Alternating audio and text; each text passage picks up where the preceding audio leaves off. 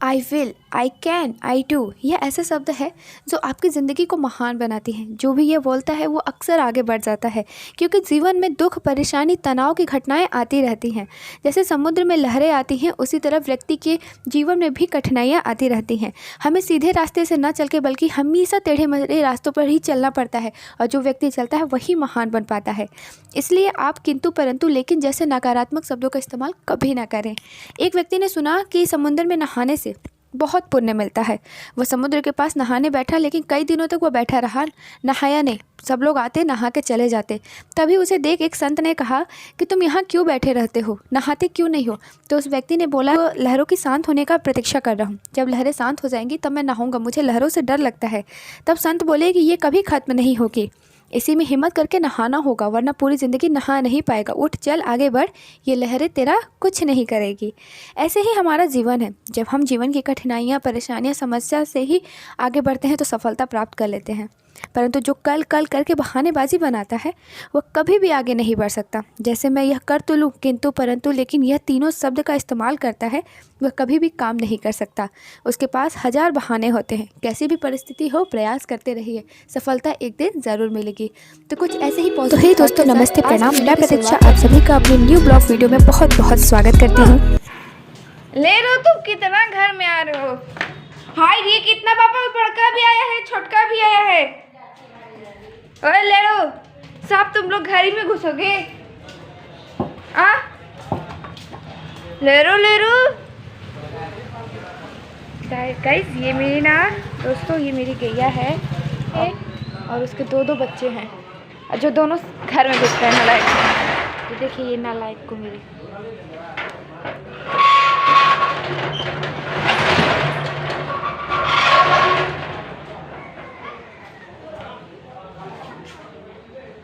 ये है मेरा पेट बॉय। Hello guys. हाँ, गैया कर दिया है सुसु, ये देखिए। तो दोस्तों, आज मेरे दिन की शुरुआत हो गई है और आज है छठ। तो सबसे पहले आप सभी को छठ की ढेर सारी शुभकामनाएं। भगवान करे कि छठी मैया करे कि आप सभी की सारी विशेष पूरी हो जाए। और आज मैं बहुत ज़्यादा सैड भी थी कि छठ है और मैं छठ नहीं कर पाई, क्योंकि मेरी छोटी सी बेटी है और समझ लीजिए वो ऊपर का कुछ भी खाती पीती नहीं है, तो मुझे उसका थोड़ा सा ज़्यादा ध्यान रखना पड़ता है। तो इस वजह से मैं छठ नहीं कर पाई। मैं सोची कि बस इस साल नहीं, कम से कम अगली बार अगर छठी मैया की कृपा होगी तो मैं ज़रूर करूँगी छठ। तो बस दोस्तों, आज मेरी दिन की शुरुआत कुछ इसी तरीके से हो रही है। तो आज मैं ज़्यादा कुछ नहीं बनाऊँगी। क्या है ना कि रोज़ सब्ज़ी बनाते बनाते एकदम ज़्यादा हम लोग उब गए हैं। तो आज मैं बना रही हूँ दाल चावल रोटी और मूली का साग। तो हस्बैंड तो मतलब कुछ भी खाते ही नहीं है, इनको ज़्यादा कुछ पसंद ही नहीं है। और उसके साथ मैं बनाऊंगी आलू का भुजिया और आलू टमाटर का चोखा। तो कुछ ऐसे ही सिंपल सी रेसिपी के साथ आज की अपनी दिन की शुरुआत करते हैं। तो यहाँ पे मैं सबसे पहले बैठा दी हूँ दाल। ये मेरा डेली रूटीन है कि मैं सुबह सो के उठूँगी तो सबसे पहला मेरा काम होता है, चाय बनने से पहले मेरी दाल बैठ जाती है। तो यहाँ पे मैं ना चावल धो रही थी, क्योंकि मैं दाल चावल पहले ही बना के फ्री हो जाती हूँ। तो चावल धो ही रही थी, तब से पापा दूध ले आए। तो यहाँ पे मैं चाय बनाने सोची कि पहले चाय बना लेते हैं, क्योंकि चाय के बिना एकदम दिन लगता है, एकदम आलस टाइप का। चाय पी लो, फिर उसके बाद थोड़ा सा काम एनर्जी से हो पाता है। वैसे भी अब धीरे धीरे ठंड आ रही है, तो ठंड में समझिए चाय की तो सबसे ज़्यादा नीड होती है ना। तो यहाँ पे मैं अदरक वाली चाय बना रही हूँ। तो जल्दी से आप लोग भी आ जाइए और चाय पीकर बताइए कि कैसा बना है। तो बस यहाँ पे मेरा चाय ऑलमोस्ट बन ही गया है।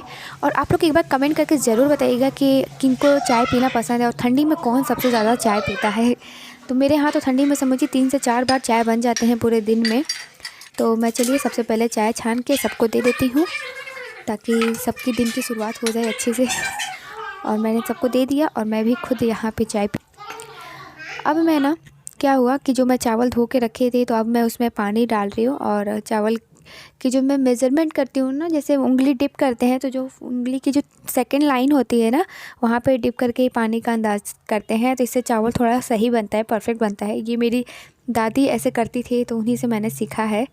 और मैं यहाँ पे कर रही हूँ दाल का गाझा काट रही हूँ। तो आज बहुत ज़्यादा अजीब लग रहा था, कुछ भी खाना बनाने का मन नहीं करता। सबको अगल बगल छठ करते हुए देखा ना, तो मेरा बहुत ज़्यादा मन कर रहा था कि काश मैं भी कर पाती। छोटी बच्ची नहीं होती ना मेरी, तो मैं ज़रूर करती छठ। मतलब मेरा शौक़ है और मेरा मानता भी है छठी मैया से। देखिए कब मैं कर पाती हूँ ये चीज़। तो चलिए अब हम पहले आटा गूँथ के रख देते हैं ताकि थोड़ा सा वो रेस्ट हो जाए, तो उसके बाद हमें रोटियां भी बनानी है।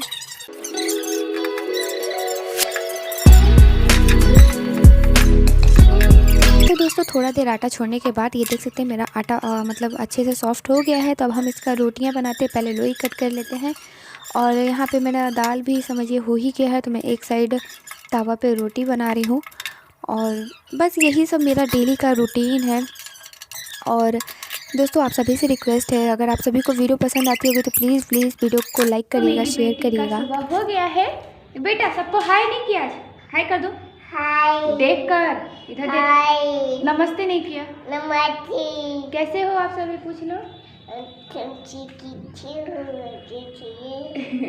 तो जा रहे हैं हम नीचे घूमने दादा साथ, बता दो। बाय कर दो, सब बाय कर दो। चले। बहुत शैतान है, रुकना। बर्तन ले ले फिर चल रहा है ना।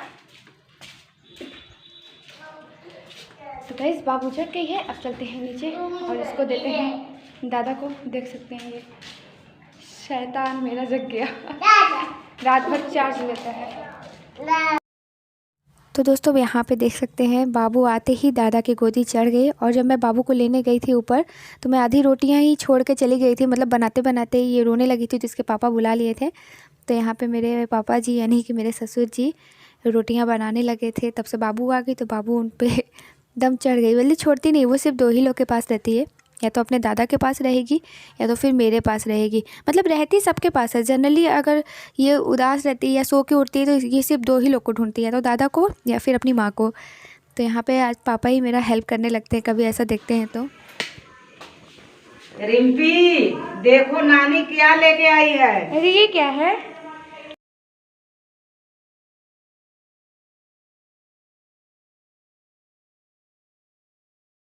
शायद चावल और गुड़ का बनता है ना।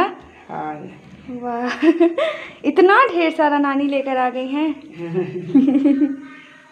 तो दोस्तों ये देख सकते हैं मेरी नानी सास आई हुई हैं, तो उन्होंने इतना ढेर सारा अनरसा बनाया। एक्चुअली ये मेरा फेवरेट है, मुझे बहुत पसंद है और बनाने नहीं आता है, लेकिन मैं खाती थी जब मैं नाना घर अपने रहती थी ना, तो वहाँ मिलता था। बहुत ही टेस्टी लगता है। कभी कभी क्या होता है ना कि सारे मिठाइयों से बढ़कर जो हमारी देसी मिठाई होती है ना, सारे मिठाइयों को फेल कर देती है गाइस। तो ये नानी मेरी लेकर आई है अनरसा, और ये मतलब कि घर पे बनाया गया है।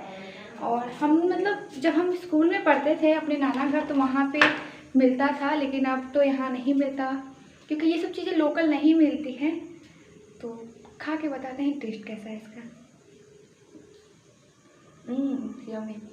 वैसे चावल और गुड़ का अब पता नहीं क्या क्या मिक्स करता है, बहुत टेस्टी लग रहा है। लेकिन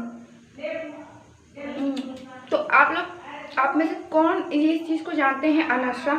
इसके बारे में मुझे कमेंट करके ज़रूर बताइएगा। किसे पसंद है तो ज़रूर बताइएगा, ठीक है।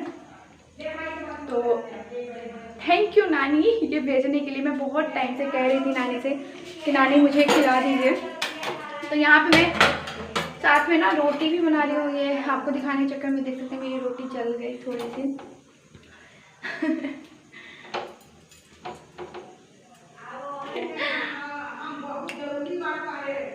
तो मैं खाना बना रही हूँ यहाँ पे। जैसे दाल चावल मैंने बना लिया है, सब्जी बनाना है, पापा कहे सब्जी ले लें। अब यहाँ पे देख सकते हैं ना आटा है, तो मैं जा रही हूँ ना गाय के लिए रोटी बनाने। तो दोस्तों प्लीज़ एक बार कमेंट करके जरूर बताइएगा जिन लोगों को अनरसा पसंद है, कौन अनरसा के बारे में जानते हैं। अगर आपको इसकी रेसिपी चाहिए तो मैं ज़रूर बताऊँगी। नानी से पूछ के, मुझे नहीं आता, मैं एक बार ट्राई भी ज़रूर करूँगी बनाने का। तो चलिए ब्लॉग में बने रहिए। तो दोस्तों अब हम चलते हैं ना अपना चोखा बनाने। तो यहाँ पे मैंने जिस कुकर में दाल बनाया था उसे खाली कर देते हैं, और इसी में हम आलू और टमाटर साथ में ही बॉईल कर देंगे। अब यहाँ पे कहाँ मिट्टी का मतलब चूल्हा वाला तो है ही नहीं कि उसमें पकाएं, या कोयला भी नहीं है, तो हम गैस पे ही बॉईल करके ही बनाते हैं। और बस जब तक मैं कुकर मेरा आलू उबल रहा है, तो उसी एक साइड में ये लहसुन मिर्चा का फ़ोरन दे के और मूली की साग की तैयारी करती हूँ। तो ये है मूली, और मैं आज ना मूली बना रही थी। अक्सर ऐसा होता है जब भी हम किचन में काम करते हैं, जलना तो हमें रहता ही है, पर डे ऐसा हो ही जाता है, किसी न किसी चीज़ से छींटा से जल ही जाते हैं। यहाँ पे मैंने जैसे ही मूली डाला और आप देखिएगा बस उसके बाद इतना तेज़ छींटा पड़ा कि मेरा पूरा मतलब हाथ में जल गया था। आज भी मेरे पास वो जलने का निशान है।